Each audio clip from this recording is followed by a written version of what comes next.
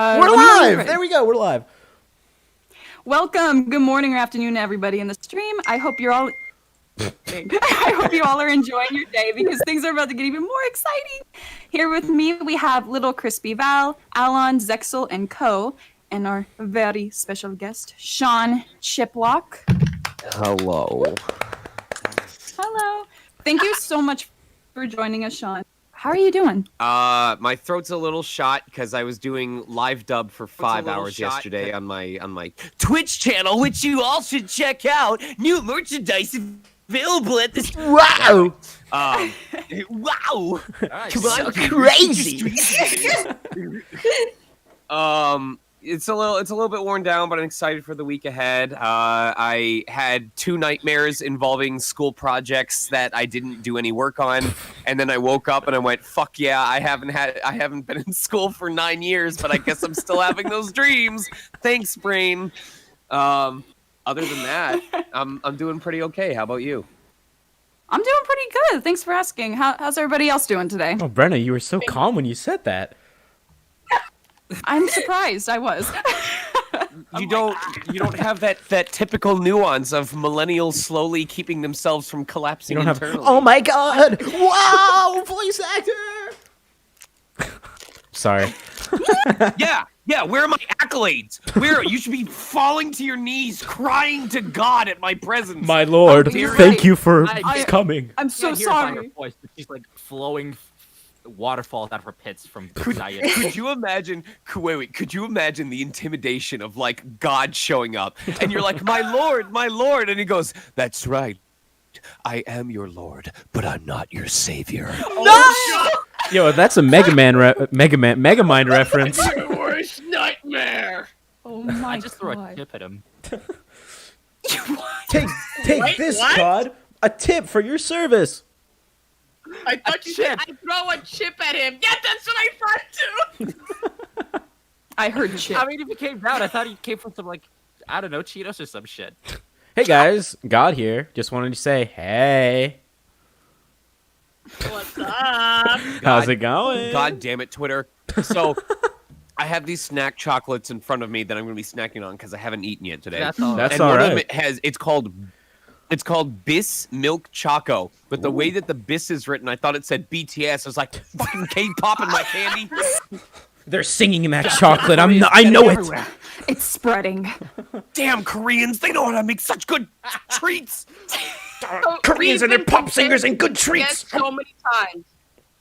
Wait, the chocolate's Wait, pretty you've good. been compared to what? Yeah, we've been compared to BTS so many times because of Serendipity Studios.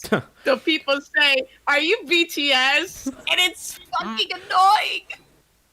People really think we're BTS? Yo. Yes. Can I at least be Jungkook? Just No, saying. no, Like, no, if we're I'm going through- Jungkook. Just kidding, I just am kidding, just Jungkook. That's me. Only if I can be Yoshi, because he's who I picked whenever I did Mario Party. Of course. You know, BTS has ruined me because, like, every time I see BTS, I'm like, oh, because I'm a really big fan of, like, art books and, like, developer commentary. So every time someone mentions, like, BTS this, I'm like, oh, they've got some behind-the-scenes stuff. No! It's hot people! Oh, foiled again. Like, also the number of times that someone mentions, like, VA committee, and I'm like, oh, they're doing something for voice acting. No, it's for Veterans Affairs. You don't matter. Get back in the studio. Get back in the affairs Go, like everyone else does. go cry like a little weak boy in the studio. Like with the Brenna. BTS stuff. Start Yes. your It's disappointing from the questions. behind the scenes, but at least you get Right. to see hot guys, so you're kind of okay. Exactly. But I'm in the studio for a reason. All right. You guys ready to get into some questions? Yeah. Ready, Sean? What is your stream link, by the way, just in case chat says something interesting, which they Uh, probably won't. No, hold I'm just on. kidding. Let me. I'm just kidding. Let me, I'm just kidding. I'm just kidding. I'll send it to you anyway. Yeah, do it. Something I'll do it. interesting. That I'll way, do it. That way, I can judge everyone Do in real it. time rather than on the No, VOD. I can't believe you did this to me. on the No, VOD. I can't believe. You know Don't what? worry, I sent you the link. You know what I forgot to do? I forgot to also click the record button. Are you kidding me? I may have forgot to click the record button, but I it's really hope you're joking. It's all good. I really hope We you're got to joking. take I did forget to click the Just keep record button, keep rolling. but I think we're okay. All right, hold on. I'm live with Serendipity Studios for a Q&A. Please help me. They're holding me for ransom. Okay, damn there's it. that. Wait, we are? Where's that up on 2 it? million, bro. What, you didn't know? That was Everyone the plan. I love the confidence you have. Like, yeah, 2 million, bro. Like, so, Yeah, woohoo! Give him that's 2 how million, you bro. get Let's shit go. done. Woohoo! Good job. Mm-hmm. How is that a form of this? Am I doing this for free? You're getting paid? You're getting paid to You're getting paid for my interview? I don't know. This is my interview. Okay, now you guys you're starting to sound like Eggman, which made me think of him like saying, "Get a load of this." No way! But, like, I can't believe but this. Now I'm just imagining him doing that like in real life with like other things. Like he hands Sonic a Tide Pod and goes, "Clean a load with this." God. How's the divorce papers? Hands Amy I can't believe this. shows off his net. Caught a toad with this. Like he just got married, but his ride got broken down, so can't elope with this. Caught a trout with this. Renna, I cite questions now. All right. Gotcha. Let me pull up the questions too, so I can laugh at Brenna when she asks them. What the heck? You know what? Fine. Fine. Do what you will. Okay. So Sean, what has been your best voiceover experience?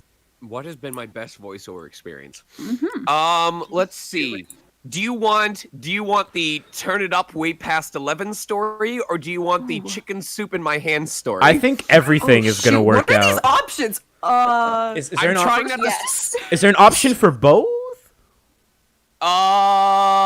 Maybe. A secret third option, A possibly. secret third option, maybe. You know. But all right. Pick which one you want to hear first. The chicken soup. I feel like the chicken option is the gonna make chicken you a bit soup. too Chicken hungry. soup. Okay. Okay. So when I was recording for, I can talk about both of these now because the projects have been out since then. But I did a bunch of recordings as one of the Seraphites for The Last of Us 2. Ooh. And the Seraphites are like one of the members of like the cult that's like trying to kill the wolves, quote unquote. And I would say 90% of the recordings I did were just incidental lines. Like if I'm telling someone to go search the top of the house, or if I'm saying, look over there, or she's under there, you know, very specific directional commands. And then, of course, you have to do the efforts where you get stabbed, you get into a chokehold, you get shot, you're shooting, you're wrestling with them. And some of them get very visceral. A lot of people don't know this, but back when, I don't know if you guys watch E3, but back when they did the promotional video for The Last of Us 2, and it was this short scene of someone getting disemboweled in the forest, I was the voice of the guy getting disemboweled. So that sounds like was fun. really fun. However, yeah, it was great. It was blood curdling, you know, crying out for your, you know, for a savior or someone, and then choking on your own blood. Anyway, one of the recordings was your throat has been slit and you are literally choking to death on your own blood. Like the blood is welling up in your throat, you can't breathe anymore, and you suffocate to death because of the blood in your throat. That is a legit direction. And so I have a thing that I do, like the way that I made it sound a little wet nasty is you take a little bit of a sip of water and that kind of lubricates your throat enough so that when you're like, you know, making those noises, the water in the back of your throat, you know, it jumps around in the back of your throat. And that's how you get kind of that liquidy sound, like there's actually liquid in your throat, blood in this case. Lost my lunch. Write that down, guys. Write that down. What a lot of people don't know is that there's no way I could be gay because my gag reflex is super sensitive. Oh my So, I mean, fair. back when we would listen to ReZero episodes, like when he was coughing up blood, I wouldn't be able to listen to my own takes because my gag reflex would activate listening to the sound of gagging. Oh my. Well, at one point, but the final thing you need to know is I am a very committed actor. I'm not saying other people aren't committed, but like I will try my best to make the sound as authentic as possible. I will go there. I will go beyond. So I was really, really hammering on the choking on my own blood sounds, and I triggered my gag reflex so badly that I threw up into my own hands in the middle of the session. and I had chicken soup prior to the session because I just wanted something to soothe my throat. So a piece of carrot and a single noodle also came out of my throat into my palms lunch. in front of my scene partner, mind you. Because I wasn't the only one recording in the booth. I had a scene partner to play off of. So this dude who's like closing his eyes to listen to my performance is now listening to me vomit a little bit of chicken soup as a treat into my palms. And I'm like, I'm so embarrassed. I'm apologizing. I'm letting him know, hey, you're gonna have to clean up this part of because the music stand had like our script in front of it. I'm like, I am so sorry. I can't believe this just happened. And the person directing me punches in and goes, so first of all, you are not the only person to have done this. So do not worry. You're not the first. I would not be surprised if you're not the last. It's okay. I just want to make sure you're doing all right. Yeah, I'm fine. I'm fine. However, I do want to let you know that you are the only person so far who stayed on mic the whole time you did that. So we have that recording. And I'm proud to say we will be using it. So congrats. So At least something positive came out of it. somewhere in The Last of Us, there is a sound of a guy who really sounds like he's actually vomiting as he dies.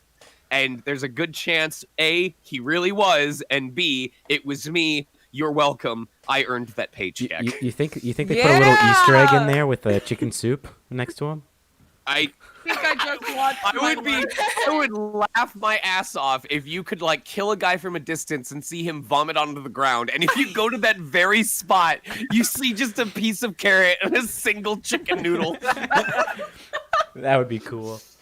Like suddenly Yeah. it's a secret achievement you can do by walking up to it and shooting the carrot. Call it chicken soup for the soul.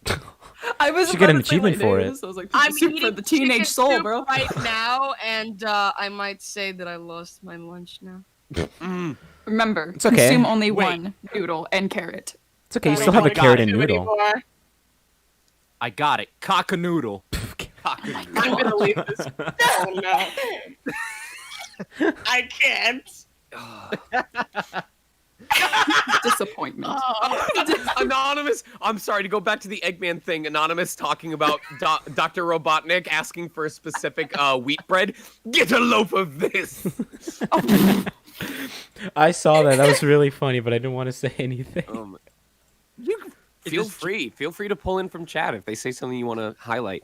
What was the other story? Oh, the other story, the turn it up past 11, way past 11.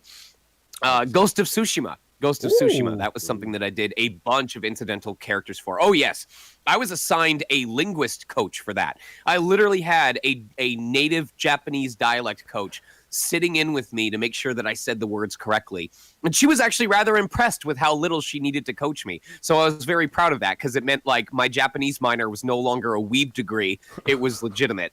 But at one point, I was playing as one of the Mongols, and they told me I needed to do a war cry.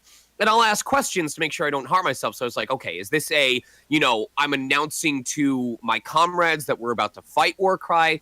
Is this I'm trying to scare the living shit out of the person that I'm attacking war cry? And they said, oh, it's definitely the second. I said, okay, well, how intense do you want it?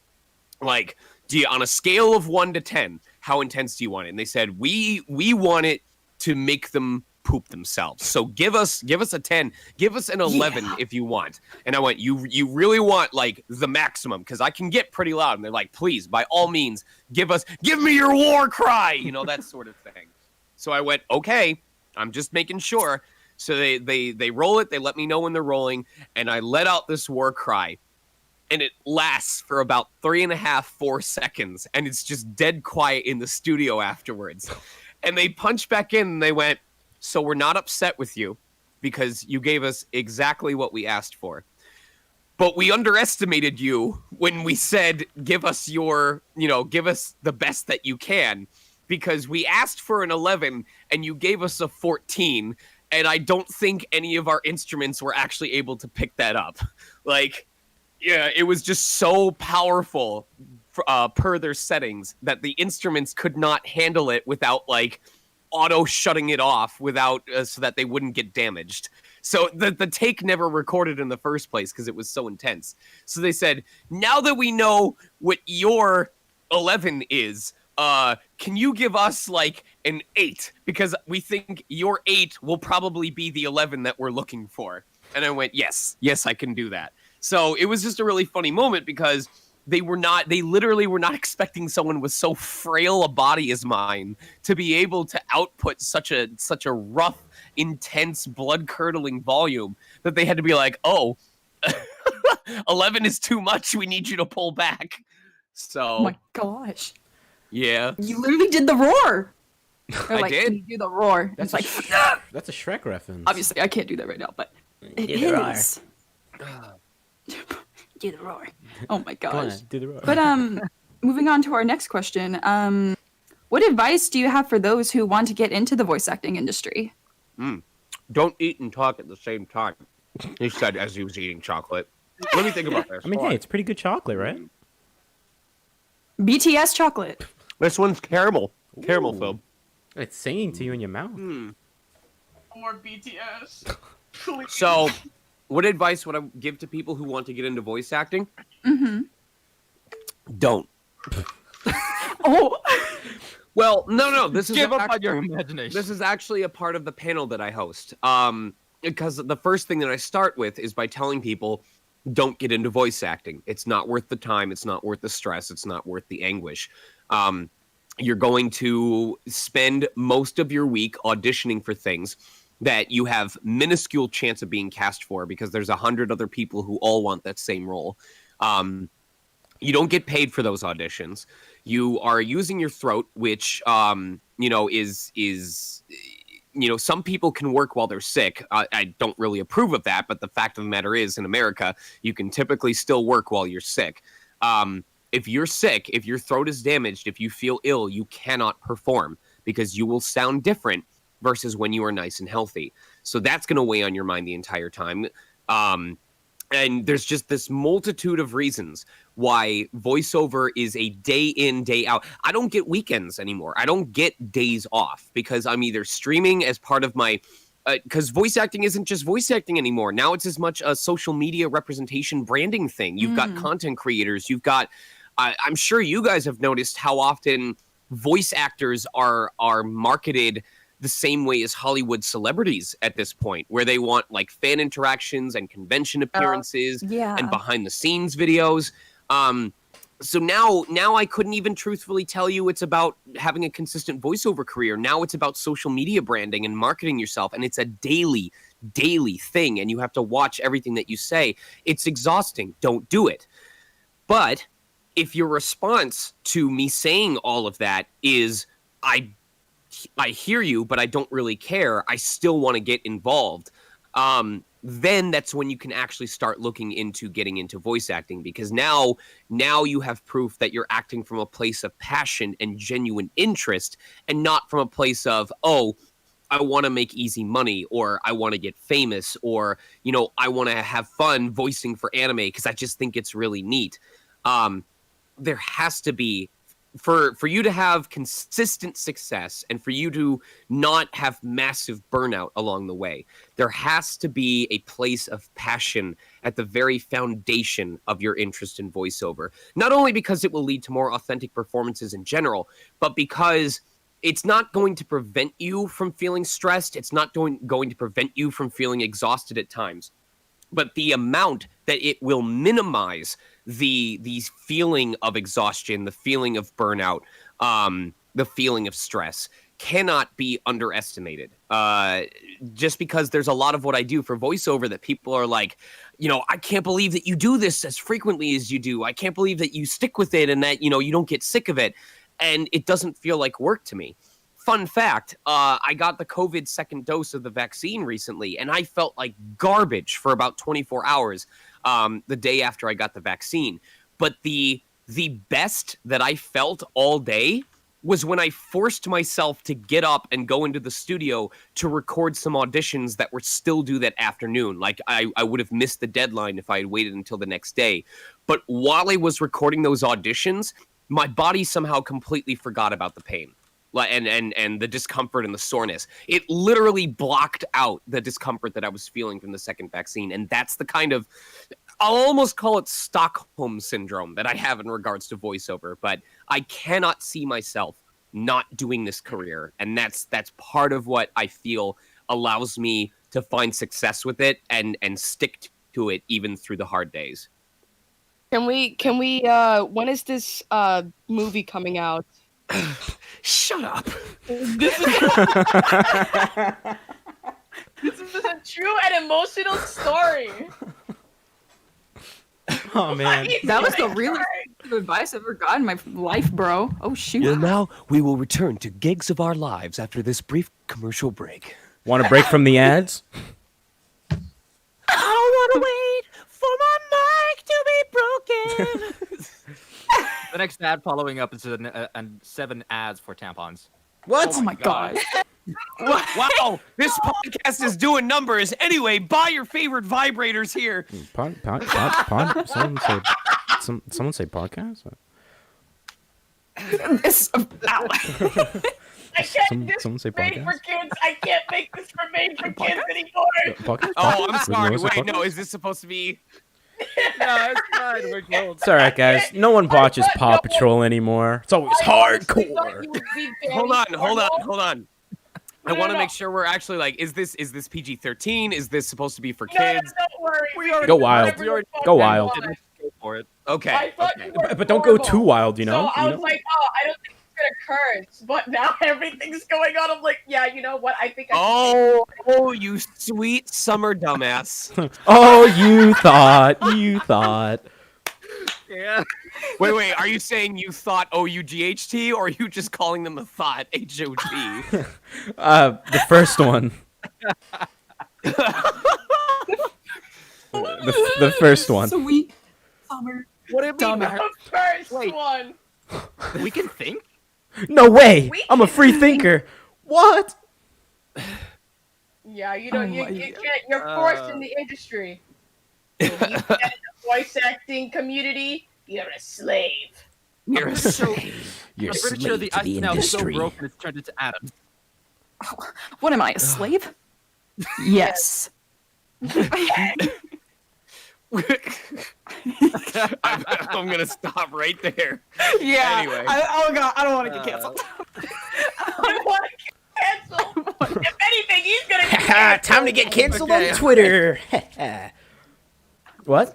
You guys hear Twitter coming? Oh Who's that knocking at my door? Twitter. Moving on. All right, next question. Aside from voice acting, what else do you find enjoyable about being in games and anime? So I've always been a gamer myself. Like a fellow gamer, From the moment I I see. grew up, one of the first games that I ever played was Mega Man 6 for the Nintendo Entertainment System. And so just from childhood, I've always been really involved in games. And so voice acting kind of just became a natural. I'm definitely not implying that I got into voice acting so that I could keep gaming. I'm just saying that there was a natural mesh there because, Yeah. you know, voice acting has given me an excuse to want to play the games that I voice in so that I can hear my own performance and go, oh my God, that sucks. Why am I don't belong in this career, as most voice actors are wont to do. And of course, it only got even more pronounced when I started streaming because now I'm gaming for, you know, what people want to see or stuff that I want to showcase in addition to the stuff that I'm interested in. But it is, I don't know. There's a couple different reasons. I'm probably going to forget the original question. The original question was, what was it regarding video games? I have it pulled up, but I already is there- forgot. It was aside from voice acting, what else do you find enjoyable Okay. being in games Yeah, and yeah. anime? Yeah. So, it is a bit of a specific question about, aside from voice acting, what is it that I enjoy about being in video games and anime? Well, it's also the fact that, you know, I can play these characters in genres that I really enjoy. You know, I already enjoyed being Rivali and Teba in Breath of the Wild. So imagine my amazement when the Hyrule Warriors Age of Calamity game was announced. Because I'm a huge fan of Dynasty Warriors. I played the crap out of the original Hyrule Warriors. So imagine imagine how it feels not only to be the voice of two of the hottest birds in gaming history, but for them to also be playable characters in a Muso game, which Teba, by the way, is one of the most busted characters in the entire game for both crowd control and especially single target. I mean, he's no Lu Bu, but like, whatever. I guess. What? Just the idea that. Just the idea that I can play that game and play as one of those characters and hear my own voice coming out of that character as I'm battling bosses and huge waves of enemies. It's surreal. It's incredible. I'm so happy about it. It's like your own personal fan fiction coming true to life with you fighting alongside You said it, not me. I'm not calling myself out. You know what they say about the hottest Said birds? for a second. What? Caw. That was so bad. I want you all out right. of here. I did not think Caw was where you were going to stop, and I'm glad it's where you did. So, do you main yourself, like in games that you're in? That sounded a little I weird. don't Okay, I I'm don't- sorry for phrasing it that way. Get your mind up. I don't explicitly main myself just because I voiced those characters. In fact, the only reason when I play Trails of Cold Steel, like Reen is always in the party, but that's more of because he's the protagonist rather than it being because I voice him. So I wouldn't say me voicing a character has ever explicitly made me focus on using them. Yeah, that's really just the gist of it. I just like gaming in general, and even me voicing in a project doesn't guarantee that I'm going to play it. For example, I have voiced in Fire Emblem Shadows of Valentia, but I've never played the game.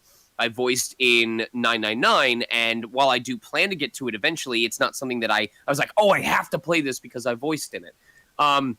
I do have specific genres that I'm a big fan of. So, for example, if I'm in a dungeon crawler like Sankey Zero or Mary Skelter, then it's almost guaranteed that I'm going to play it, not only because I voice in it, but because it's a dungeon crawler, and that's like my favorite genre of game ever. So, it's really more on if it's a game type that I'll enjoy versus if I voice in it. Mm-hmm. It's just that as my career has expanded, as my portfolio has grown, as I've built up my reputation with clients, there is a higher likelihood that I will end up voicing in a project that is in a genre that I enjoy. It sounds like fun. Oh, yeah, that makes sense. Yeah. For what it's worth, Shadows of Valentia has a dungeon crawler aspect, and it's a fantastic game, so I recommend it. Oh, wait, which one again? Shadows of Valentia. Oh, Shadows. Yeah, okay. Yeah. Are we talking first-person dungeon crawler, or are we talking like Diablo dungeon crawler? It's a super minuscule part of the game. It's like to get from point A to point B. There's some dungeon crawler like adventure and random encounters. Yeah, it's like Dark Cloud 2, where it's kind of like a 3D environment, but you still I think I get it. Yes. Like out of context, I thought Ducky was a professional voice actor right now. So when you were talking, I was like, wait, do we have a businesswoman here? Hello? I am a businesswoman, so. Well, you know what? That's good. You're part of the package. Great. Hey, Number man. one. Good for you having a Hell job. yeah, ask for a contributing to higher society. ransom. Yes. Increase the amount we get to 4 million. No, I just woke up Nah, from a I nap, think so my like voice 1 is million all and gritty. 50 cents. Next question. Next question. Okay. If you had a favorite line of any of the characters you've done, which one would it be? If I had a Like, which favorite one is line- it? A favorite line of any of the characters. Okay. I made this Do you question. mean favorite in terms of just the line itself being funny or interesting, or favorite in terms of my performance for it? I guess the Think first funniest one. I'd like to hear your answer for both, if you don't mind. Okay. I would too. In terms of my favorite line, just in terms of the performance, there is a lot of shit that Monotaro said in Danganronpa V3 that made people go, how did you say that with a straight face? Like when he's like, but Dad, when you lick me down there, it makes me feel all funny and stuff like that. And they're just like, how did you get through that? How did you say those things? And I'm like, listen, to entertain my dorm mates, I would narrate live Smash Bros fan fiction between Peach and Captain Falcon, okay? There is nothing that phases me. I have done voices for Newgrounds flashes that would get you instantly suspended from school, okay? Like, you do not understand the depths of I've been there. I've been in the trenches, okay? So I just find it funny when I voice these characters that say vaguely suspicious or double entendre things. And people are like, how could you bring yourself to say that? And I'm like, you do not know the depths of my depravity. Do not take my hand. The rabbit hole goes much, much deeper. Emphasis on deeper than you can comprehend. Oh my god, That's Background crazy. Flash, what a throwback. My favorite in terms of performance might be something unexpected, but I implore you to check it out. And in fact, if I can remind myself at the end of this, because I know it's going to take me way too long if I try to do it in the middle of this interview. In Trails of Cold Steel 4, it's been out for a while, so I'm gonna mini spoilers. There is a part where my character, who has this internal like ogre mode, they call it, this demon, gives into it for a while, just becomes completely brainwashed, completely like I can't even think of the right term, but he's not himself, and he's very feral, we will say. He's just very angry, he's vicious, he wants to destroy anything that's getting in his way. And one of these sound efforts I had to do was literally just this feral growl, like a bark almost, not like a dog growling, but like when like when a dog is about to lunge at you and it kind of moves forward and does like a snarl. Mhm. You know what I'm saying? And it's Yeah, just that kinda like very my dog. very some people quick, would enjoy open-mouthed that. snarl. Anyway, so I do that, and it sounds so feral. It is just it doesn't even sound human at this point. It sounds like a human letting out a wolf bark. And it's concise, and it's powerful, and it's strong, and it's ferocious. And like the first time that people heard it on my stream, it's somewhere on my stream, it's on the VOD. But the first time that they heard it, they were like, what the fuck? Sean, how did you do that? Where did that come from? Can you do it again? Like, it was... They were in disbelief that sound came out from my lungs. And like, I know that I sent it to someone in one of my Telegram chats, so I'm going to slowly scroll up during this interview and try and find it. You're But like, I was oh man, they so- won't believe it. Oh man. I was so proud of it because I found it. Okay. I'll find the specific run 321. Okay. So you guys, am I allowed to post a link in the chat as well? Yeah. Go for it. Yeah, go Go for ahead. it.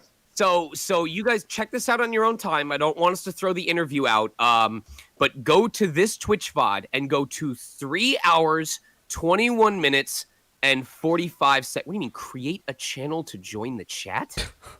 What are they talking about? Create a channel. I'm not doing that. I'm not doing that. If you guys can post it in the chat send if you me want. the link on Discord, and then I'll. Yeah, no, I think it's because I signed into a different Google account. I'm not signed into my YouTube account.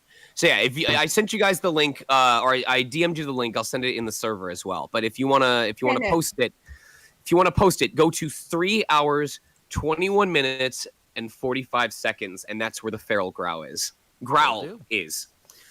Anyway, Can't but wait to check it I'm out. really proud of that because that was definitely one of those rare moments where I had to do something that just wasn't human in nature, and it came out so perfectly.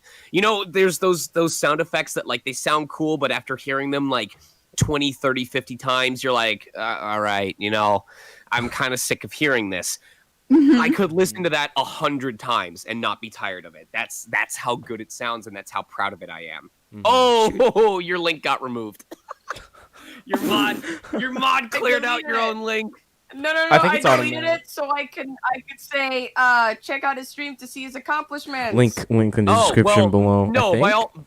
by all means, go ahead and link it anyway because okay, I see. You were just putting that beforehand. I thought you were saying no, I don't want to just show one video. I want to show the whole stream. All right, I get it now. I think it would be a bit too long on the stream and interview to Yeah. Right?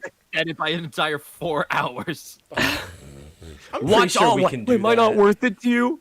Am I not worth it to you? Sean, it's fine. You know, we can chill here for 5 years if you want.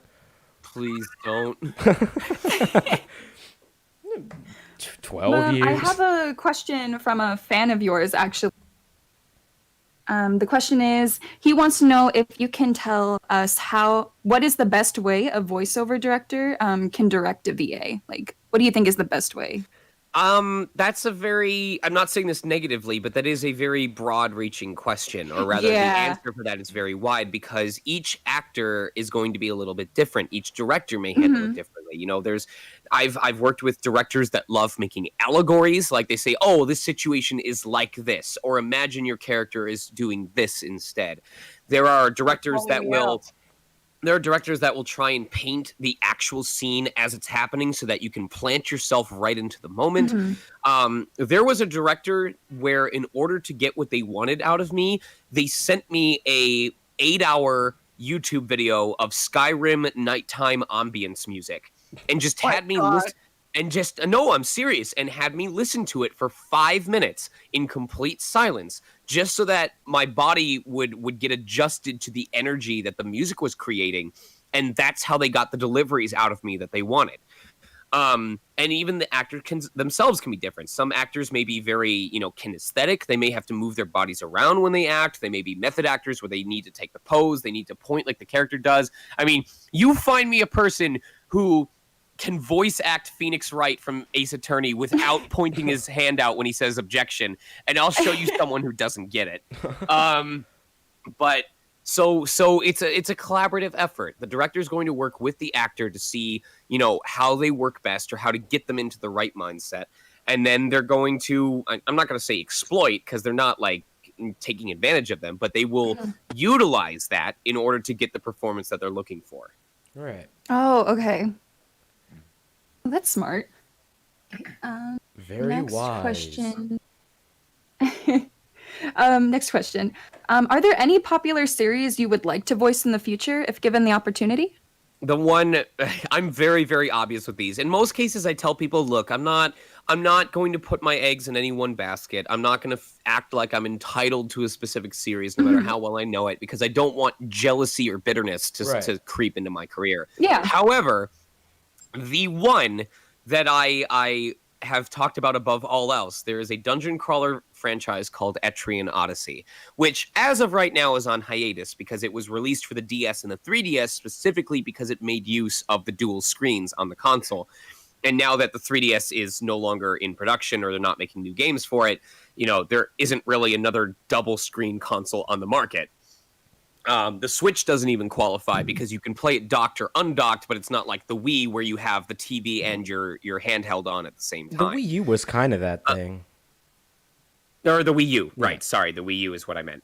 So does this imply that you're going to privately fund a new dual? I would. If I had the money for it, I would. But so we don't know if the series is going to come back, but like Etrian Odyssey was directly responsible for first-person dungeon crawlers getting new life in the West. It is one of the best examples of its genre on the market in the last decade or two. And I've told people I don't even need to be a story mode character in those games. If I were just like a male voice type that you could pick from when you're doing the create a character and you have like 20 male voices that you can pick from and 20 female voices that you can pick from. If I could just be a male voice type that you could potentially use for one of your team members, I would be fine with that. But I have always been insane about Etrian Odyssey. I've 100%ed all of the games that I played through to completion in that franchise. I love the fundamentals. I love the skill trees in it. And so that is one of those games where if I could be a part of it, in addition to also being a massive fan of it, it would genuinely be one of my life milestone accomplishments. On the same level as either, being on Breath of the Wild, the fact to this day, I still can't believe that I was on a Switch or a console release day, first party, critically acclaimed, record setting game as two main characters. Like, I can't. It's even weirder to me, not even Rivali and Teba. The fact that I think most of us were alive were when Ocarina of Time came out, when the Great Deku Tree. I think that was the Great Deku Tree's first appearance. You know, I was single digit years old when I witnessed the Great Deku Tree. Now I'm the first official English voice for him. What the fuck? That's surreal. Oh my gosh. And so, you know, another accomplishment of that being Crystal Chronicles. When Crystal Chronicles came out last year, I played the crap out of Crystal Chronicles out in my childhood. It was one of the 2 games that I played every single time that I was visiting my best friend's house. And so to become a part of the Crystal Chronicles remaster as part of the voice acting cast that was added was another milestone accomplishment. So on that same level, if I could just be a male voice type in an Etrian Odyssey game, I would still consider that the same level of achievement. Right. Really, Dang. really cool. I do hope you get to that milestone. It'd be really. I don't play those games, but like knowing all this now, I'd be happy. For I you. hope Everybody so there as would be. well, but there are a couple of barriers. First of all, like I said, with the franchise being on hiatus, we have no idea if it's going to continue on the Switch or a different console. And also because I won't get into it, but I have reasons to believe that the studio that was responsible for doing the dubs for those games is, for whatever reason, not interested in working with me. So Oh. I don't know. Like I'm not holding it against them because I don't know why that is, but my understanding is for some reason I'm just not even worth putting on the roster. So who knows? We'll see what happens. The future is unpredictable. You know, just let me talk to. I'll open my to them for own. you. I'll open my own dubbing studio with blackjack and hookers. Do it. Oh my And god. a giant TV I will- screen. Create your own I will dubbing studio. exclusively hire hookers to voice all of the characters in Etrian Now Odyssey. that- Make Yeah, sure to get 15 beds. Make sure It'll be called Etrian Thodacy. And we will Oh, play which Mario thought are we Party talking every about? weekend, but only the Game Boy Advance version. The gay I'm boy to advance. start my professional stripper career that I was always destined to be. Oh my god. I'm a stripping voice actor. My name will be Candy Nips. I'm the stripping voice actor here to help you bring your character to the bare essentials. Whoa. Oh my god. Might as well Link in just description call below. myself, haha, PP69. Stay. No, you have to go for one of the true 1990s usernames like XXX _ Goku Roth 666 _ Can you beat Goku though? XXX. White Knight PP. I I'll know go back. that I used when I was like 10 on YouTube. I could be Toxic Wombat 53 once again. Toxic Oh my. one. Toxic Wombat. It was a different Newgrounds time. member number I've grown as a person. 1332. Or maybe I've regressed, depending on how you look at it. Jesus, Chip, you're just like unlocking memories left and right for me right now.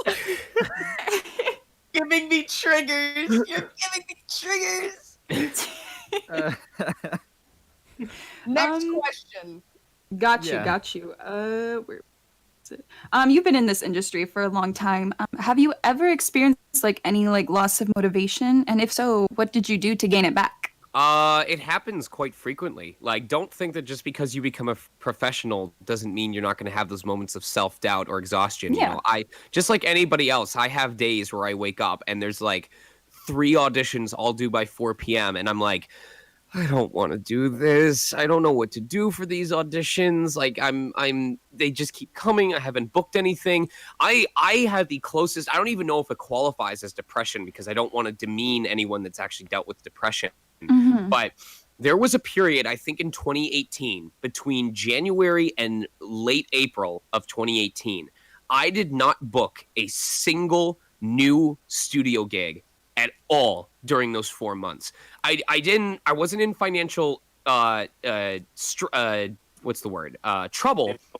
I wasn't in a dire financial position because I did have some repeat work. You know, I had follow-up work from stuff I had already been cast for in the past that got me through those months. But despite auditioning every single week, I did not book a single new job those 4 months. And it was eating away at me mentally. I was like, what am I doing wrong? You know, do I even understand industry trends? Do I even deserve to be in this career? Like, why am I Why am I failing? Why am I falling short? Why am I not getting it? And I will still have moments like that. Look at all the things that you're in. You know, like you were in the Pokemon Detective Pikachu movie. You know, you're voicing these main characters in these massively popular games. You got to voice Subaru Natsuki in an anime that, you know, was considered one of the best anime of the season and got its own visual novel game on Switch. Like you can't discredit yourself. Well, it's already out. Well, it's yeah, no, Prophecy of the Throne. It's been out for a couple months. Come on, man. Give it the program. Sorry, man. I thought you were Japan Don't only. even know these things, plebeian. You know, it's all about staying humble and reminding yourself of what you do have rather than looking at what you don't and wishing for it. And you know, there have been times where when I didn't know what I was doing, I still managed to do it. Like, for example, East 8, Lacrimosa of Donna. There were 3 characters that I went for, 2 others that I don't remember, and Hummel. And Hummel was the only one where, as I was recording the audition, I legit to myself was going, I have no idea what I'm doing. I don't know what I'm doing for this character. Like, I guess I'll just go with this. I'll do this. This is the best that I can offer, but whatever. I'm going to just send this off. Literally, at the end of it, I was like, all right, well, I made a choice. Here we go. And I sent it off, and Hummel's the one that I booked.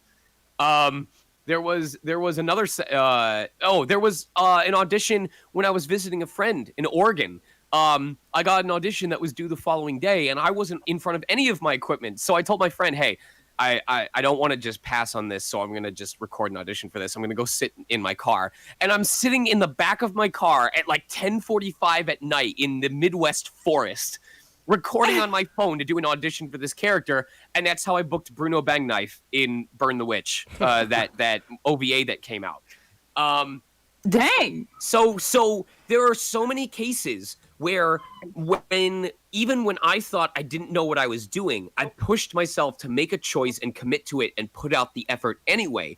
And more often than you would think, me choosing to put in the effort even when I felt like I didn't want to led to me advancing in my career. So now at this point, there's no excuse. Now all the times that I'm like, I really don't want to do this, I don't think I stand a chance on this, now I can look back at all those times and go, well, what about when you felt this way and you did it anyway and you booked the job? Like, for all you know, maybe because you don't know what you're doing, you're going to try something that you normally wouldn't have gone for, and that's going to be what separates you from the pack. So, and it all ties back to that passion. Even on those days when I am exhausted and stressed and I hate this career, there are days when I hate this career. The passion that I have, the desire to be involved, the bitterness that I would feel if I missed out because I chose not to play is strong enough that I always find the energy to make myself do it because that's how much I enjoy being a part of it. Yeah, that's the power of Dedication passion, right you know? there. That's the power of teamwork. Passion really does need to be the foundation. And that's why I start. It's why I told people at the beginning of this interview, if you want to get into voiceover, don't. Because if me saying that is enough to make you second guess it, then it might not be for you. And I'm not saying that to like, I'm not saying that to be like, you don't deserve to be in here or you're not good enough. I'm trying to save you from getting involved in something that may take a lot more out of you than it gives back. Right. So please don't do it unless you feel in your core something that I can't give you, which is a genuine personal passion to be involved in this. You don't want to regret it in the long run because then you're going to suffer with something that you don't. I've been doing this. I've been doing this professionally for almost 10 years. I've been doing this in general for over 14. Imagine spending 14 years of your life on something only to go, maybe I didn't really want this after all. Yeah, there goes 14 years. There goes my whole fucking life down the drain. I could have been flipping burgers at McDonald's, bro. Fuck. Hey, the microphone looks pretty good though. Your fry cooking career could have gotten off the ground 14 years ago. I could have been selling vibrators on Twitter after viral tweets. I could have helped Mr. Krabs make more patties. Can I, where's the place where you put the questions? Oh, we have like a list of questions, but if you want to ask him anything, you're more to. If you want. Can I be a little forward and ask a question without officially typing it out? Yeah, you're fine. Go for it. Yeah. Oh, heck yeah. All right. So my question is, did you go to college, and if you did you do anything like acting related as your major? Because I am Yes. going into No, go college ahead. soon, and I am thinking about like majoring in an acting field because voice acting is what I want to do. Is that worth it? Should I major in something else in like as a backup job? So I'm not going to direct you to anyone's specific curriculum when it comes to education, and I'm not going to say that college is mandatory or necessary because I know plenty of colleagues that have dropped out of college or didn't even go to college and have found success. What I will say is that there is a patterned history of folks that do well in voiceover careers having some sort of acting background, but that doesn't even necessarily have to be an acting major. I majored in film, video, and media studies. I did a minor in Japanese and psychology. With psychology, I would say, is actually the most helpful because psychology, if you understand how people think, how people work, how characters act, or why they may act a certain way, if you understand the psychology of a character, it can help with embodying that character. So I would definitely recommend taking psychology classes at the very least. But I specifically avoided the theater major at my college because the theater major was one of those you live, eat, breathe, sleep, defecate theater. Like that's all. You'll have maybe 1 credit a semester to yourself, and the rest of it is theater major classes. And I didn't want to lock my life down like that, especially if I didn't end up enjoying it. So what I did instead is I did film, video, media studies, and the main reason I went to college was because I will admit back then I was still under that mentality of, college is mandatory. It's easier to have a college degree and just not have to think about it because some people may require a college degree later in life. We're talking about back when I didn't know if I was going to be able to make voiceover full time. So it was a safety net to have a college degree in case I need to get a different job that would have asked for one. Which is, it's not shameful in itself. Expect to have a second job as you're in voiceover until you're absolutely confident you can do it full time. I had a second job when I moved out to California for a solid year or two before I went full time with VO. What was your second job? As sort of a sub question. The first one that I did was a graveyard shift job at Stanley Security. I worked as a dispatch call center associate. I worked nights from 11 o'clock until 8 in the morning, basically calling up whenever alarm systems went off and seeing if I needed to dispatch police or someone to check out the property. And I specifically did the graveyard shift so that I would have my days free if I wanted to do freelance jobs or auditions for stuff like Voice 123 or Voice Bunny or other freelance sites. Because a lot of the auditions were posted in the middle of the day, not at nighttime.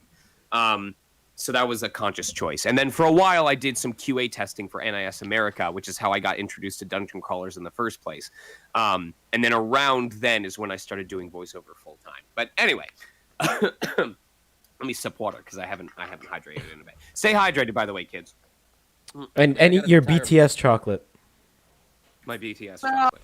Some of us were so nervous. We were chugging water before you came in here. We're like, no, I gotta go to the bathroom. No. No, like I said, you dear sweet summer dumbass. But no, I love you. So when the other reason I went to college was because I happened to earn an academic scholarship it basically paid for half of my entire college expense through the 4 years. And so because it was only available to incoming freshmen and you couldn't get it back if you dropped out, I was in this position where it's like, you literally have your college expenses at 50% off. Finish your degree. Like, you're never going to have another opportunity like this in your life. So capitalize on it and finish your college education. So your situation may be different. You may not have that. You may not have a scholarship or a college grant paying for half of your expenses. And I want you to keep that in consideration.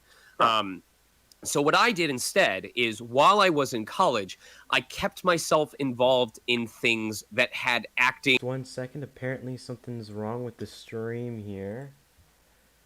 Apparently it says it was disconnected. Hold on. That's weird. How long has it been disconnected for? Let's all blame Sean on this. Not too long. Obviously, it's just Not more than 2 minutes, I want to say.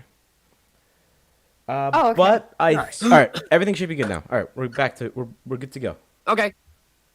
Yeah, so I just outside of my curriculum, I also stayed involved in extracurriculars and side activities and personal hobbies that allowed me to stay in the realm of acting. I was always involved in something that either got me better at public speaking, at performing in front of others, at practicing different character types. And so it was a consistency thing, not a focus thing. It was just something that I made sure was part of my life all 4 years that I was in college.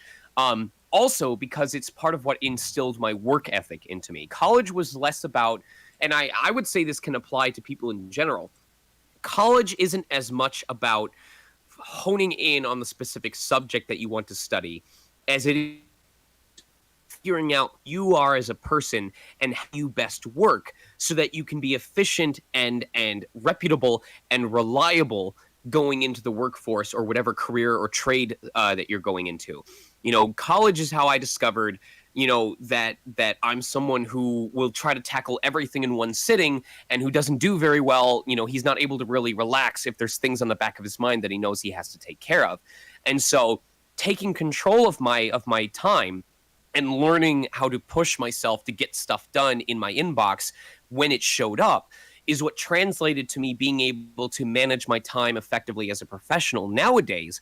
And it's helped me build a huge client base because clients will send me stuff and say, hey, if you can get this to us by, next week, that would be great. And most of the time they have it in their inbox within the next day. And that mix of being impressed with my turnaround speed, but also my quality has played directly into why I'm able to get so much work. So that's really, I would recommend college if it would not put you in financial danger, is I feel like it offers a rare opportunity if you capitalize on it to take time to figure out yourself. For the first time in your life, you have a lot more control over when you take your classes, what you do with your free time, how you motivate yourself to get stuff done when no one else is there to pressure you to do it. You don't have parents breathing down your neck. You don't have assignment check-in worksheets every week to be signed off on. You have to push yourself to get stuff done. And I can't really think of any other time in life prior to when you're in the thick of it as an adult where you have the freedom to figure that out at a slower pace. So I would keep it in mind. I would look into it if it's something that you think you could financially afford. All right. Well, thank you very much. Alrighty. Stab or Alan, do you want to do the next question? Yeah, I'll do the next question. One thing I did want to mention, even though I'm not a professional voice actor, obviously I do know college courses as well. Like Sean says, you don't need to exactly have the courses to apply as a voice actor. Those are, for example, let's say those are little credits. You get those for extra points. So when you want to voice a character, I think that's how it works. Correct me if I'm wrong. But you get little points, you have a background, and you have more of a success rate, let's say, per se. If you have... Is that right? Sorry, I'm just trying to make sure I understood what you said. Like, I don't want to make you repeat everything that you just said. Were you saying basically that, like, damn it. I'm sorry. Can you summarize for me again? I apologize. Don't worry. I was mentioning that you don't need to exactly be in you don't need to exactly have college courses of the theaters or whatever, but right. It gives you extra credits. Yes, that makes sense. Yes, as like I mentioned earlier, not having theater courses is not going to guarantee that you fail at the career, but voice acting is still acting. And so the better of an acting background that you have, the more experience you have with different forms of acting, the more well equipped you will be to approach different sectors of the industry rather than having to learn at that moment. You will already have that foundation of education to guide you as you take your next steps. Yeah. Yep. Much. All right. So before we do anything else, Sean, how many questions would you like left before we? How many do we have left? Not too many. I think like maybe less than 10, possibly. Oh my god! I'll do What? what I can. If my I- voice starts giving out, I can cut it. But otherwise, I want to make sure we give enough time to the questions that were asked. Yeah. Yeah. Also, we just don't want to like if you're busy and you have something to do, we don't, I don't have anything the else way. until 5 today, or 5 or 6. So I've got time to relax. All right, here, Alan. All right. The question. So my a friend of God. mine has a question. When you're recording, do you prefer sitting down or standing up? Oh, I've always stood up. I've always assumed it was because if I sat down that I would be putting different pressure on my chest and on my lungs, and it would affect my ability to perform or like control. But I can see there being benefits for standing versus sitting. If I'm playing a character who's supposed to be very casual and cool and laid back, then maybe I'll choose to sit, because then I can like cross my legs over each other, or just kind of rest my hand on my wrist, which is something you can't really do when you're standing. It doesn't feel natural. Probably because when you're standing, you can't like put your elbow on your leg and then put your hand or your chin on your wrist on the same arm. So it's all about the position of your body. So I typically stand, because a lot of the characters that I play are very energetic, rambunctious, powerful, and I need to be able to take like that power stance. But I do not hold it against people that like to sit, and I do see the value in sitting for certain types of roles. Understandable. Very, I very, get it. Understand. very wise again. Oh, I didn't even know that I'd made a. Okay, well, you know what? Fuck my life. You get a scratch sticker after the interview. I don't want it. I didn't have no consent. Please. Just go on with the next question. Alright then. Yeah. Very cool. You guys are starting to sound tired. I'm no, not I'm that fine. tired. As soon as someone yawned, I immediately yawned. I hate that. It's a chain effect. I already downed my 4th cup of coffee. I'm fine. I got orange Oh juice. my god. Mm. Yeah, I tried to experiment with the second one, but that one didn't go so well. Oh. Let's add a little more milk than usual. Spice. Well, you're not far from the orange juice thing. I added Coke into it. Oh my That's- god. that's What is an wrong with interesting you? thing. I'm not talking cocaine. I'm talking Coca-Cola. I Oh, do have okay. a Well, question. that's different, I guess. Oh yeah. I have a question, Mr. Sean Chiplock. You've played a lot of like strong fighting characters. Okay, if you took like a bunch of them, like bunch of your favorites, who do you think would win in a fight? Wait, which fighting characters have I voiced? Well, you voiced what's his name in Genshin Impact, Diluc, and you voiced Rivali. So like, who do you think would win in a fight? You know, like So if all your characters that you voiced were like put in a ring, who do you think would win? who's getting the smackdown? He voiced. Give him some slack. He voiced a lot of characters. You think he can? No, remember but all when you the said characters? fighting games, I was thinking of like actual fighting games. Oh no, I meant like fighting characters. My bad. Who would win based off Wait, of what's that new anime that dubbed with the mask? Subaru, because he can't die. No, with the mask. High Invasion. The new Yeah, but he anime. can't fight. High Rise Invasion, right? Is that what it is? Yeah. Oh, right. Yeah, I'm glad that my character died in that. So. Wait, what? Wait a minute. What? No, I'm not. I don't want to get into that. I don't want to get into that. But there's a very good reason why he dies, and I don't want to discuss that on this video. Oh, Listen, if we're talking High Rise Invasion, then yes, I'm being very specific with this answer. But anyway, moving on. I feel like we should have a proper death battle episode or something for this. I don't feel like we should talk about death. Realistically, Like I guess Bond yes. The Royale. fact that Subaru can just restart as many times as necessary until he wins kind of gives him the win. Yeah, but but he can't fucking fight. if we assume we're only watching one timeline, like it doesn't matter which timeline Subaru wins in, it's the one that we're watching right now. Which of my characters? I'm gonna have to like open up I need to open up my BTVA. No, because I forget half the characters. It doesn't have to be like all of them, you know. You don't have to look at all of them. Like maybe your favorite. Yo, I know who's gonna win. One Punch Man 2, Pineapple. Yep, it's pineapple. No, it's got to be pineapple. Oh man, Oh, voice computer and AI. Okay, wow. All right. there's so many options. I would. So you I would know wanna what? s- I would initially say Noob Saibot. Like I don't know. There's just a part of me that Oh, feels like yeah. Noob would be the one to close it out. Definitely. Yeah. As somebody who thinks Noob and MK9, I like that answer a lot. You know, I hate to say this, but probably Navarre. He's already a ghost. You can't kill that which isn't living to begin with. The most annoying bastard on my roster would end up being the winner, and you'd never hear the end of it. Dang it. Also, He knows the tech.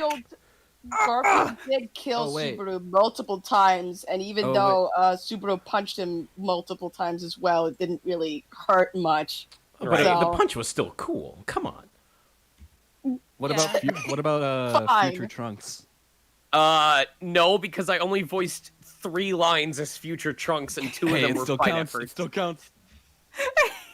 I cannot believe that people still bring up that role because like I don't literally all I did as Trunks was die Frieza and then throwing an attack. That's it. That's the entirety of my performance as Trunks. And yet I will still have conventions put it on my banner when they advertise me to people. But here's the thing. I don't even tell them that I voiced Trunks. They go through my resume while looking for characters to put on the banner, see Trunks, go, oh, he was in Dragon Ball Super, and slap it on there, and then I have to go, no, wait, no! So, Everyone's gonna remember that I voiced Trunks. oh my god. Yo, The sooner, I almost regret, no, I'm not going to say that I regret having him. I don't regret playing him, but the sooner that he falls off of my portfolio in terms of people remembering that I voiced him, the better. Yeah. Also voiced Deadpool. That was at a- one point. Like, imagine if you were the voice of a frog on like a Disneyland ride, and literally your entire performance was like one of the other characters goes, "We're gonna take care of this, aren't we, Froggy?" And then you just go, "Ribbit." And that's all you did. But imagine that from then on, every time you're at a convention, They bring the like prop to the despite voicing like a convention. main character, they're like, he was also the voice of the Disneyland frog. Like, yeah, I voiced My Sonic voice- the Hedgehog He in this also game. voiced Pokemon! Everyone coming up to your table saying, "Do the ribbit, do the ribbit." Do the ribbit. Do the ribbit. Dang. It's like one of those dark paths you just don't want Okay, to dig up. actually- But everyone Do it, digs up themselves. I have a Do literal it. question. How do you feel Who's- about Mishima, like personified Mishima, like as a character? I really enjoy that he shows both sides of assault survivors. I understand why he acts nervous and scared and distrustful in the beginning, but I also like that the game doesn't use that as a source of comedy, and that when he recovers from his assault, he actually is able to find his purpose in life and become, I don't want to say become useful, but he doesn't spend the rest of the game moping around. I gotta choose my words carefully because we're talking about assault. He doesn't choose the rest of the game acting a specific way. He's able to grow and flourish and blossom. But I also like that doesn't make him immune to other human flaws. He still deals with bitterness. He still deals with jealousy. You know, he is able to reach his potential, but he does have to get a reality check from his friends before he's able to recognize where he's misstepping when he's going too far to the other side of the spectrum, and how to pull himself back so that he can be the person that he wants to be instead of the person he expects himself to be, so to say. So I just really like that we get to see different sides of that character and that they are treated as seriously as they are. Yeah. Con, he says Kekon ironically. I'm just kidding. Like I said, no one is perfect. Yeah, that's a bit true. Special in our little ways, I as love they it, yeah. say. Yo, the great Deku Tree from Hyrule Warriors. What Holy shit! It's the Can't wait for that DLC. I want to smack the shit out of people with my branches.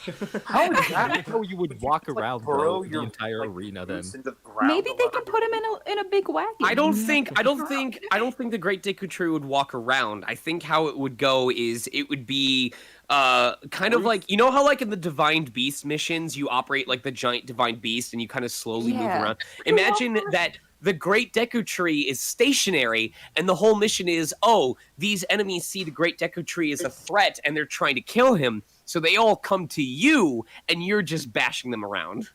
I think it'd be a lot that'd be funnier clever. if it was just a That or, like, giant pull something off, tree like- burrowing Think of it- its roots into the ground. Think of it as like a around it. tower defense mission where you can like assign Korok kids to different areas around the Great Deku Tree, and they're trying to protect him from taking too much. Or like you're not Yo, playing the I'm- Like a tower you're playing defense. as like a sapling Yeah, that just burrows itself back into the ground and just digs around to pop back up out of the earth whenever it just stops in place. and you just gotta whack-a-mole with one of your branches. Bonk. Yeah. Bonk, bro. New DLC, Korok Small Boy. New DLC, Princess and the Frog, voicing the frog.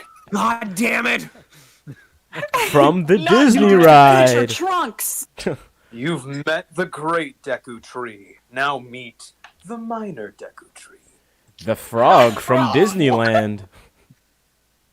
From Disneyland. Imagine him That's wearing all. a frog suit in Disney World. Hey guys, Ribbit. The Deku Tree pulls I out the feel so frog bad that for is, you, like, Sean, super if you had to wear something like that if you ever get cast. Oh god. I'm just imagining like all of a sudden in Mondstadt there's just like a massive parade of animals and just Diluc has to stand in front of this bard as a mascot, just wearing some kind of frog head, just stationary, staring at everyone who just I'm walks Diluc by. of Frog Stat. All we do is croak. I mean, You not definitely here for make people ideal broke, ribbits. that's for sure. But Whoa, no, Diluc, or Frog Diluc, what would you do if you were handed a contract by the Knights of Favonius? Rip it. Good answer. So inspirational. Oh my. Inspirational. What a chat. I want to marry Goes up him. to Kaya, tells him, I hope you croak. Ah yes, I hope you croak. Diluc's new title, The Dark Side of Croak. Let's croak together. Let the croaking begin. Alright.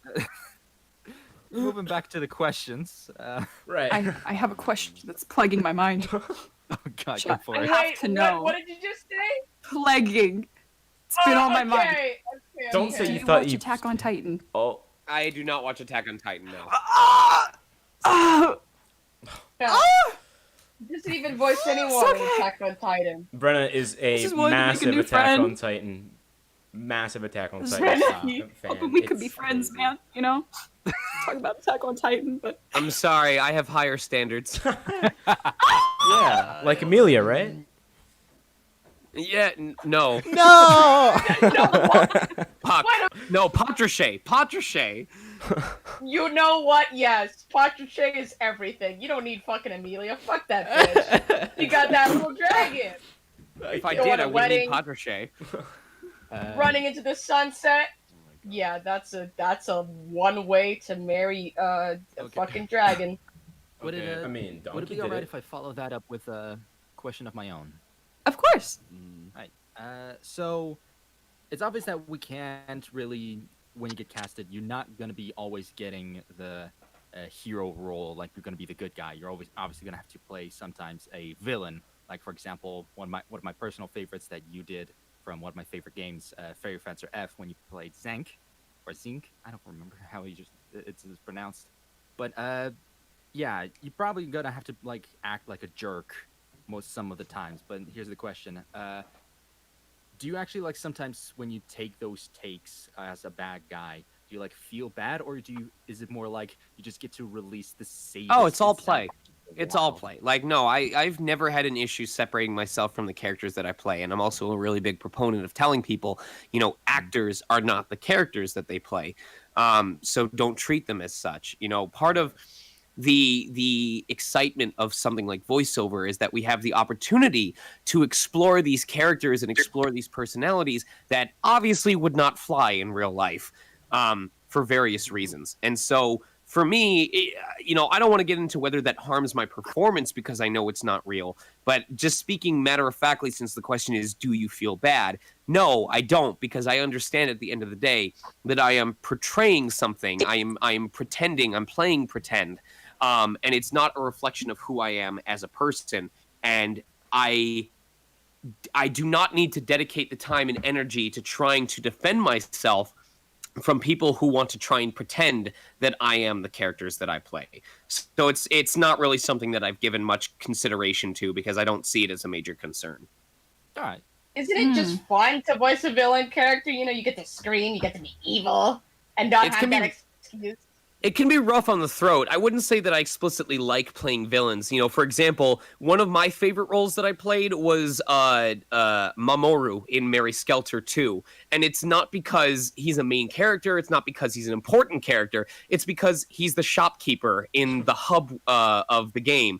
And so that means throughout the game, as the team gets stronger and they need to buy more equipment, they're going to go to him. And the idea that he's just this ever-present ally in the course of the entire game is something that's really cool to me and something that I really cherish. So, I can say, like, I really like that I'm the shopkeeper in this game, and most people would be like, okay, weird flex, but go off, I guess.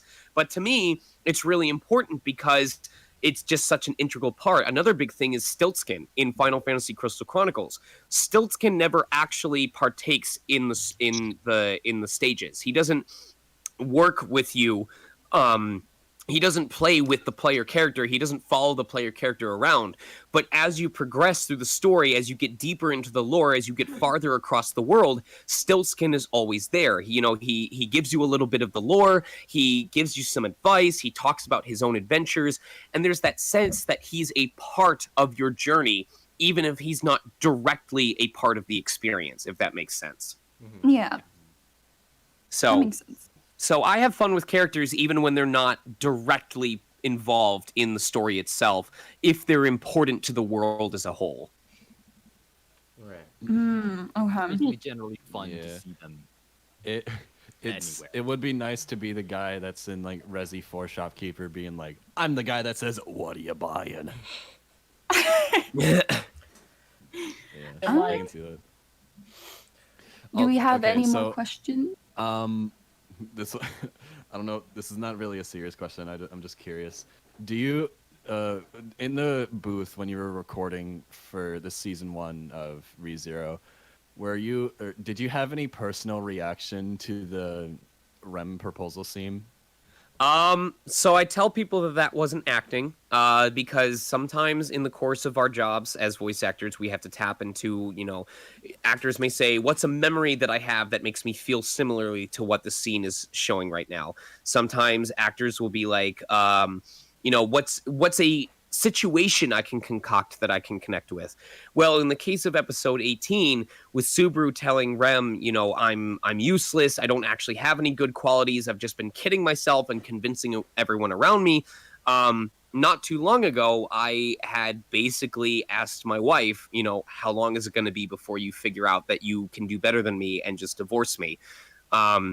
I don't understand why you would choose someone like me. I don't understand why you would settle for someone like me when, I don't do all the things that I could be doing, and I'm not, as cool or as rich or as interesting a person as I could be. I spend all my time playing video games, and I'm very focused on my work. I don't go out and hang out and socialize very often, and that's in contrast to what you do. So why do you put up with this? And so there were a lot of times during that episode where really, maybe the words that were being said were different, but the emotion of feeling like you're just lying to yourself and everyone else, and it's a matter of when they're going to figure it out and move on, that I could translate into my own experiences in life. And so, it hurt, but I was grateful that I had that experience to draw from, because it meant I could give an authentic performance to a scene that a lot of people said was make or break for the season as a whole. I'm sure that there were people that said whether or not I consider the English dub to be good or shit is going to depend on how they did episode 18, because if they couldn't even do that justice, then why should I trust them with anything else? Right. Spods, this is a very touching story. I'm glad. I thought you were gonna say again, when's the movie coming out? I was ready for it. I was gonna say it. I'm curious. Things like these are very, very touching. I'm You a know- very romantic person. What can I Okay, say? I gotta admit, I completely forgot that Subaru went down that whole rabbit hole at the beginning. That was not my that was not my question's intention. Thank you for the answer though, but for the insight. But what I was asking was like, were you like, oh come on Subaru, what the hell? When he was like, I love it. Oh, I didn't really have any thoughts about that one way or the other. You know, I figured there must be a reason why he does it. It might be because he feels indebted to Amelia, whereas Rem was instantly all over him. You know, you look at the fact that Amelia helped out Subaru when she had no real reason to do so.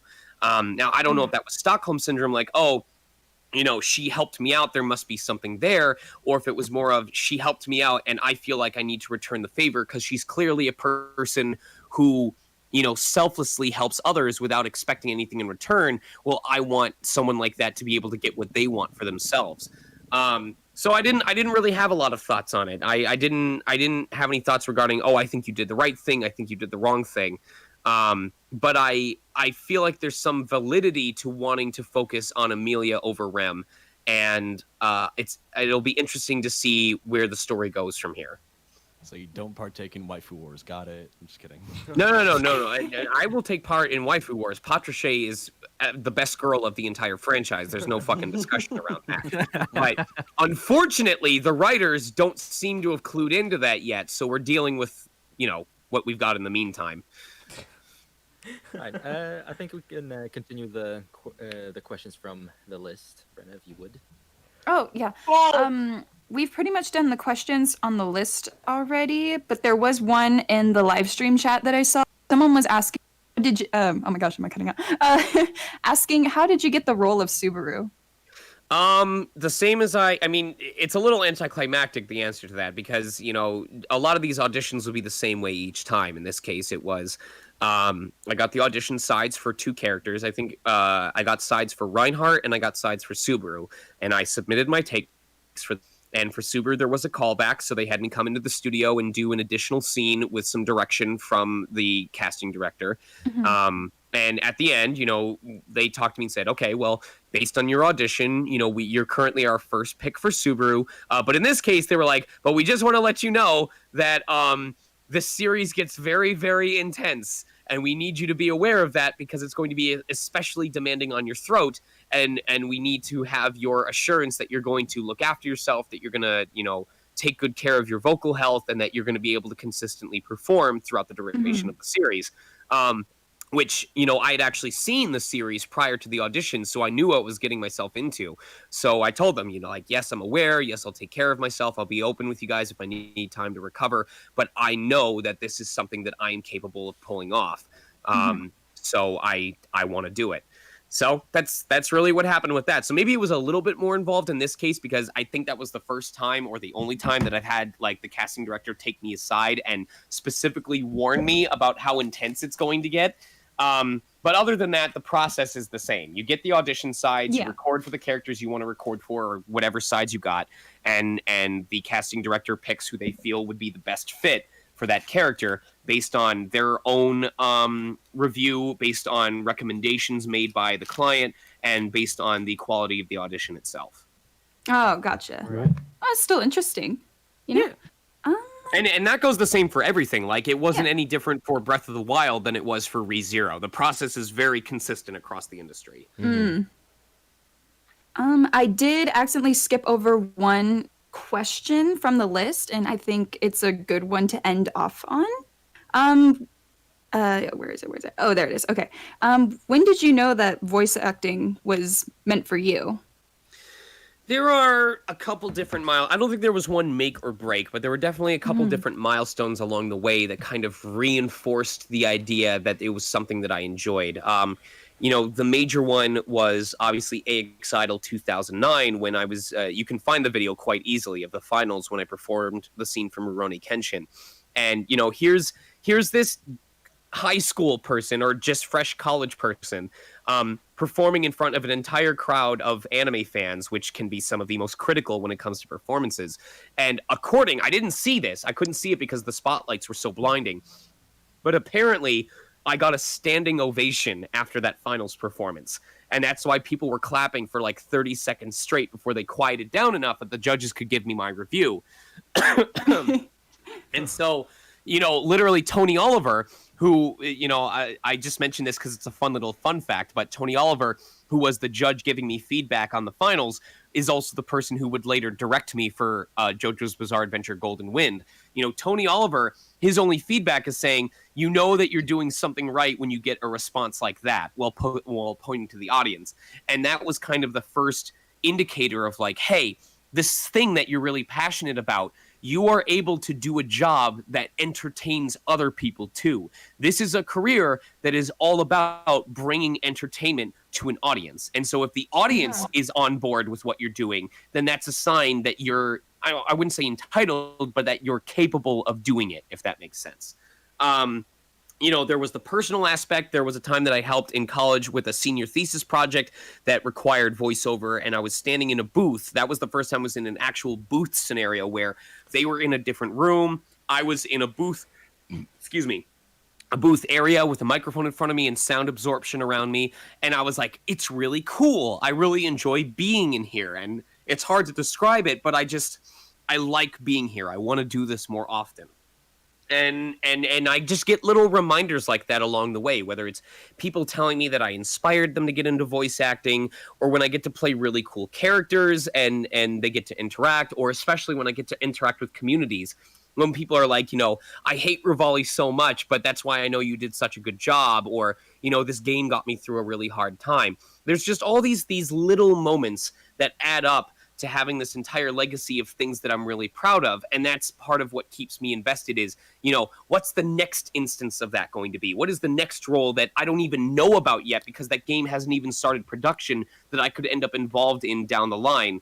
And that excitement for the future I'm not aware of yet is part of what keeps me invested. That made my heart all warm, and I'm all inspired. Oh, shit. Oh, my gosh. But yeah, definitely being passionate about something like that and bringing entertainment to people. People are enjoying your performances and you're enjoying what you're doing. That's really the way to live, Mm-hmm. Yep. Last question. Because I will vomit as many for carrots and chicken noodles into my hands as I have to. And you will voice as many Disney frog attractions as you need. Frog. Frog. Frog. God. We'll scream out as many eardrums with one the last microphone question as though. Okay. And I think this should be important for everyone to know. Can you, for example, I want to be a veterinarian, and I also want to be a voice actor. Can you do voice acting as a hobbyist, but make it as your career when you can do other jobs as well? I don't know. Is Can that you? possible? I don't know. I think that seems more like time management, probably. I wanna Do you think So, like- do you think you can? See here. Would you like to? If you had the time and resources, if you knew that you had the time and the resources to make that happen, would you want it to happen that way? make everyone feel happy and all fuzzy? So yes. Then make it happen. Okay. Follow your dreams and just do it. It's your life. Go. I'm sure that there's people that were like, I could never work a night shift job at night and then also do voice acting during the day. I'd never have the time or the energy for it. Okay, if that's something that you don't think you'd be capable of doing, then good on you for recognizing that and being honest with yourself. If it's something that you do think you're capable of doing and you're like, I'm going to do it, well, it's on you to do it. So I can't tell you that. You have to answer that for yourself. Mm-hmm. That's well some spoken. real life words right there. That is Yep. inspirational. Thank you for that. And I love it that everyone's joining the call now when we're about to end. Thank you guys. A little So late. y'all can watch the stream. Go back behind TS. Go BTS chocolate. BTS chocolate. Call them now? Are you gonna have a private concert? You know so what? We is, might as well is call the interview ourselves starting? BTS Studios at this point. I don't I'm- care. I think that's all the questions we really have, I believe.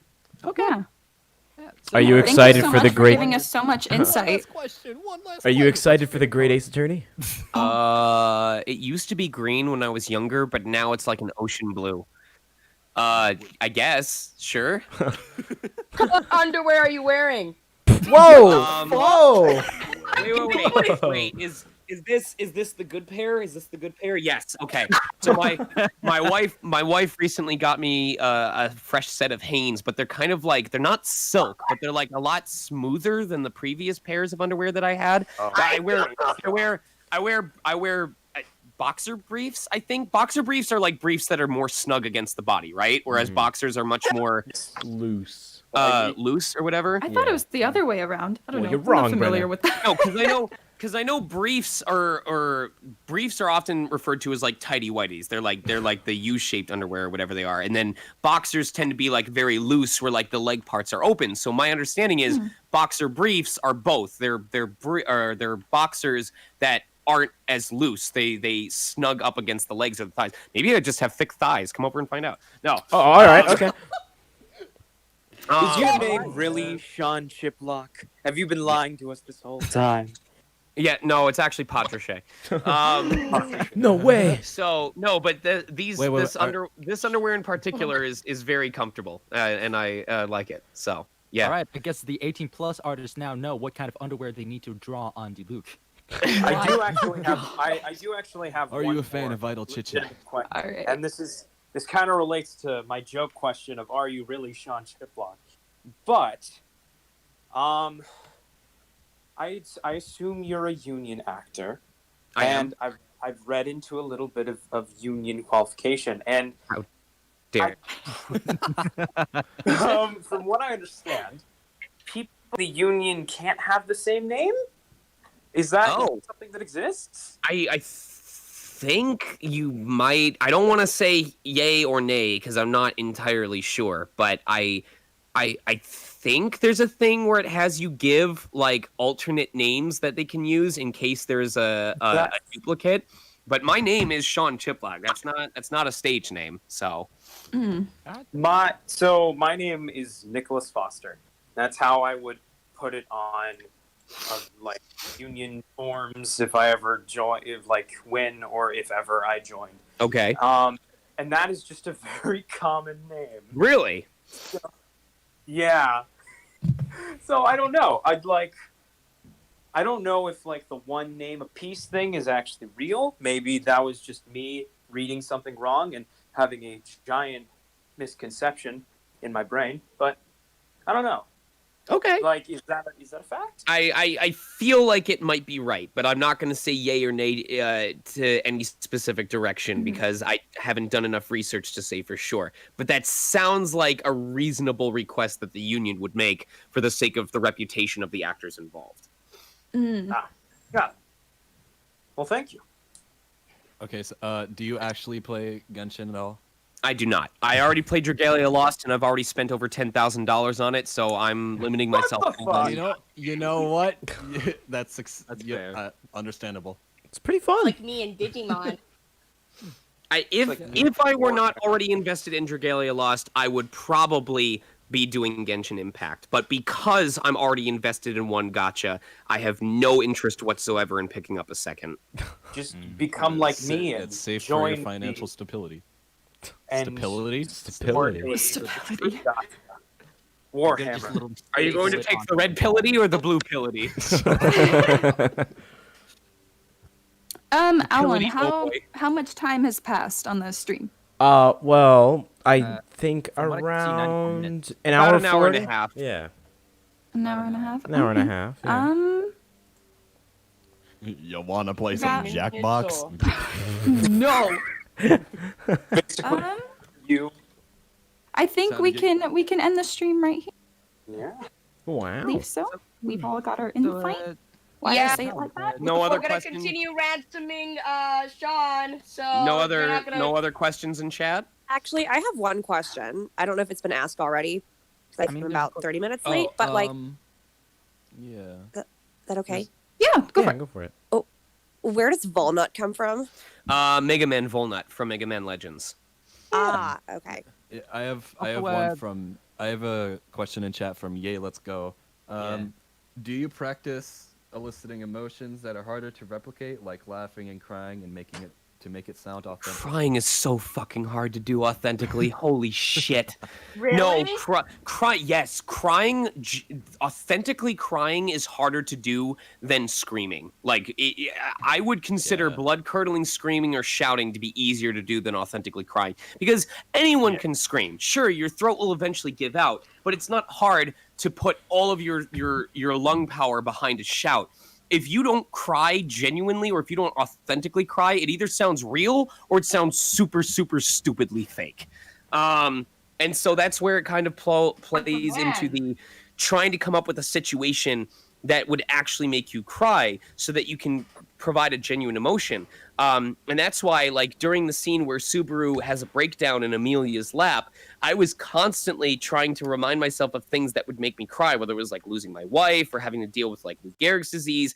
And so by the time I was done with that session, I came home at like 2:15 in the afternoon, and I passed out and slept until 9 p.m. because I was so exhausted. I was so emotionally drained from constantly keeping myself in a state where I would be crying that I had no energy left. I would close my eyes or I would blink, and it would feel like I was pulling up 5-pound weights just to open my eyes again. Yeah, that's also partly why people call sadness the truest emotion. Apparently. Because you can never fake emotions. You can fake money. Sometimes, I mean, crying. I'm so happy you said that. No. I meant crying. Wow. All right, everyone. Thank you so much for joining the stream. Thank you, Sean, for allowing us to interview you. It has been an absolute honor. And I feel No like problem. everyone You can send the $500 to my PayPal. fangirling. Oh, never mind. Yeah, bro.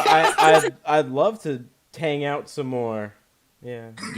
Dude, I got Hey, Sean. Sean, I got do you like a want jar of anything else peanuts for you. Friday night?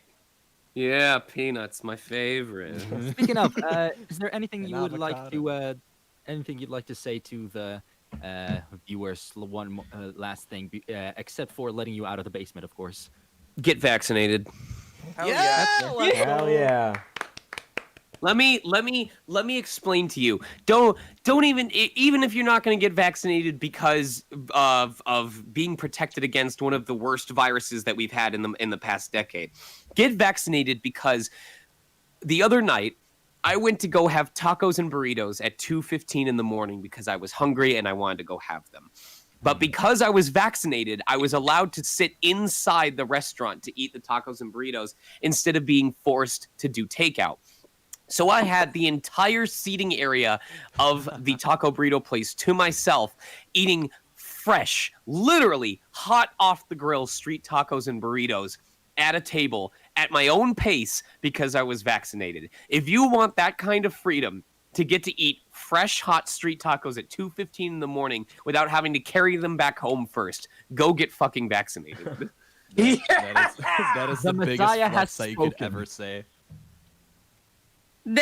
Sean is the vaccine. Go get stabbed or I'll stab you myself. And he's not a trained professional. Let's just say that. How long have Man, you been a trained imagine telling professional? that story 5 to someone minutes? 2 years ago. Thank you, everyone. And we hope you have a nice day. Get vaccinated and stay cool. Stay I guess. frosty, I don't know how to do kids. outros. Stay fresh and be fresh. Fresh and frosty. All right. Stay saucy. Toodles. Stop.